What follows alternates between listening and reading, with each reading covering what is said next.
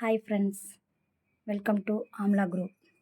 Amla group பார்த்திங்கன்னா, பெண்களுக்காகவே பெண்களால் உருவாக்கப்பட்டது தான் ஆம்லா குரூப். சரியா?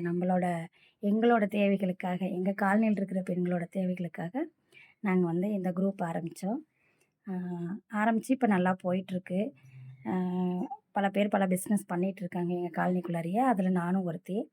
நான் முன்னெடுத்து கொண்டுட்டு போகணும், என் குரூப்பை எடுத்துகிட்டு போகணும் அப்படிங்கிற ஒரு நல்ல எண்ணத்தில் தான் இதை ஆரம்பித்தோம். செஞ்சிட்ருக்கோம் இது வரைக்கும்.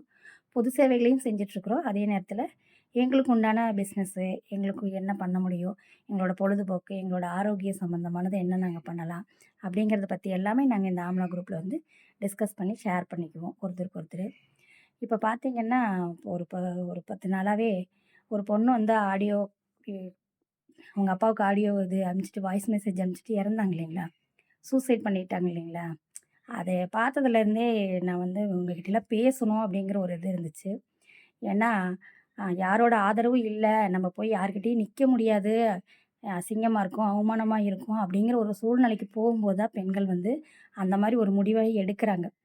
அதனால் நம்ம என்னென்னா, நம்ம கூட இருக்கவங்க, நம்ம ஃப்ரெண்ட்ஸு, முக்கியமாக பேரண்ட்ஸு, அம்மா அப்பா கண்டிப்பாக நீங்கள் அடைக்கலம் கொடுங்க. தப்பான பெண்ணா, ஒரு தப்பே அவள் செஞ்சுட்டு வந்தாலும் அவளுக்கு அவளை கூப்பிடுங்க, கூப்பிட்டு உட்கார வச்சு பேசுங்க. பேசிட்டு, இல்லைம்மா நீ இப்படி செய்கிற, அப்படி செய்கிற, நீ தப்பு பண்ணுறம்மா, அதுலேருந்து நீ வெளியே வந்துடுமா அப்படின்னு சில புத்திமதிகளை சொல்லி உங்கள் கைக்குள்ளார நீங்கள் வச்சுக்க பாருங்கள். உங்கள் கைக்குள்ளே இருக்கிற வரைக்கும் எந்த பெண்களும் தப்பு பண்ண மாட்டாங்க. அம்மா அப்பாவை மீறி போக மாட்டாங்க.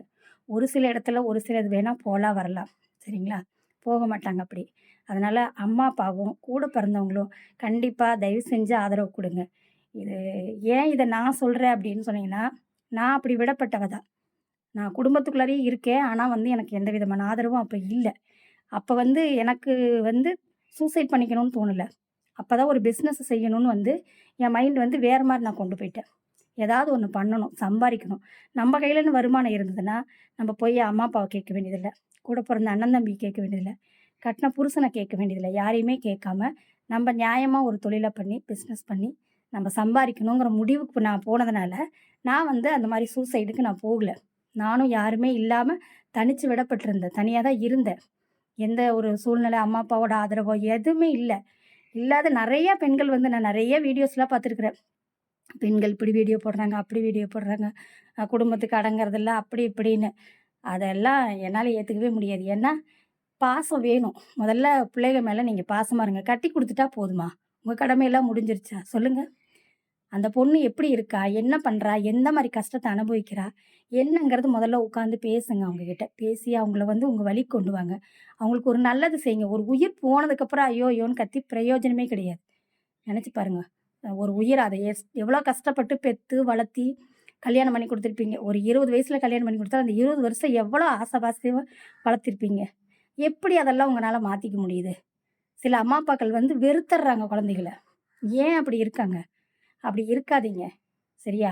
சரி, அம்மா அப்பாவை விடுங்க. கூட பழகின ஃப்ரெண்ட்ஷிப், கூட ஆதரவாக இருங்க, சரிங்களா? நீ பயப்படாதப்பா, ஏதாவது ஒன்று பண்ணி செஞ்சுக்கலாம், பொழைச்சிக்கலாம், அதை பற்றியெல்லாம் ஒரு பயமும் கிடையாது. நம்மளால செய்ய முடியாது எதுவுமே இல்லை அப்படிங்கிற ஒரு தன்னம்பிக்கையை ஒரு 4 வார்த்தை கொடுங்க. கஷ்டமாக இருக்காங்களா, கஷ்டமான சூழ்நிலையில் இருக்காங்கன்னு தெரிஞ்சதுன்னா மறைமுகமாவது அவங்களுக்கு சப்போர்ட் பண்ணுங்கள், சரியா?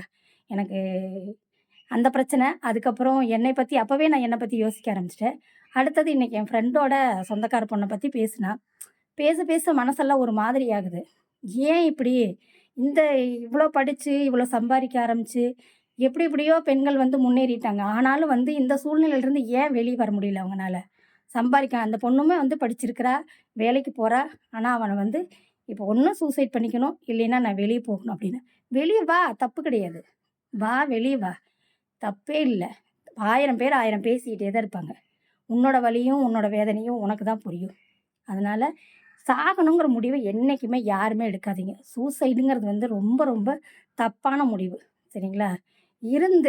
நான் இப்படி அப்படித்தான் அப்படின்னு சாதனையாக சாதிச்சு காமிச்சிட்டு போங்க, சரியா? தயவு செஞ்சு என்னோட வயசு உள்ளவங்களும் இருப்பாங்க, என்னை விட சின்ன பொண்ணுங்களும் இருக்காங்க. நீங்களாம் படித்தவங்கப்பா, சரியா? தயவு செஞ்சு அந்த மாதிரி ஒரு முடிவுக்கு நீங்கள் போகாதீங்க. படிக்காதவங்களாக இருந்தாலும் அடி முட்டாளாக இருந்தால் கூட நீ இன்றைக்கி வேலைக்கு போய் உன்னை காப்பாற்றிக்கூடிய சாமர்த்தியம் உங்கள்கிட்ட இருக்குது. பெண்களால் முடியாது எதுவுமே கிடையாது, சரியா?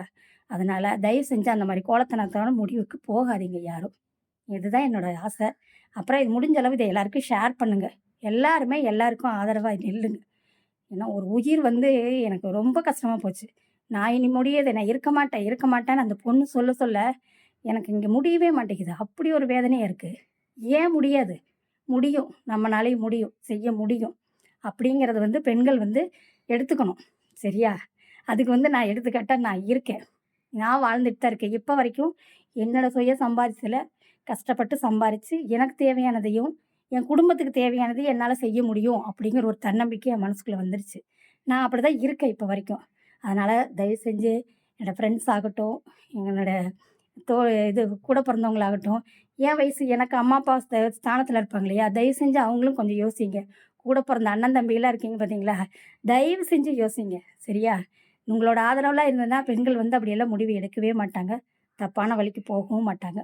தயவு செஞ்சு இத வந்து ஒரு நல்ல விஷயமா நெனச்சு எல்லாருக்குமே ஷேர் பண்ணுங்க.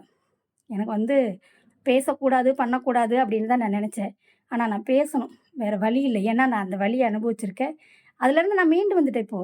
இப்போ வந்து என்னை எந்த வலியும் வந்து பாதிக்கவே பாதிக்காது. நான் அதுலேருந்து மீண்டு வந்துட்டேன். தைரியமா இருக்கேன் நான் இப்போ. சரிங்களா? துணிச்சலோட இருக்கேன். மாசம் ரூ. 10,000 என்னால சம்பாரிக்க முடியும். எனக்கு அது போதும். வேற லெவல்ல வேணாம். ரூ. 10,000 சம்பாரிச்சேன்னா, அழகா ராணி மாரி சாப்பிட்டு இன்னொரு 4 பேருக்கு சாப்பாடும் போடுவேன். அந்த சூழ்நிலைக்கு நான் வந்துட்டேன். அதனால தயவு செஞ்சோ எல்லா பெண்களும் தைரியமா இருங்க, துணிச்சலா இருங்க. முடிஞ்ச அளவு இந்த வீடியோவ ஷேர் பண்ணுங்க. ஓகே, பாய்.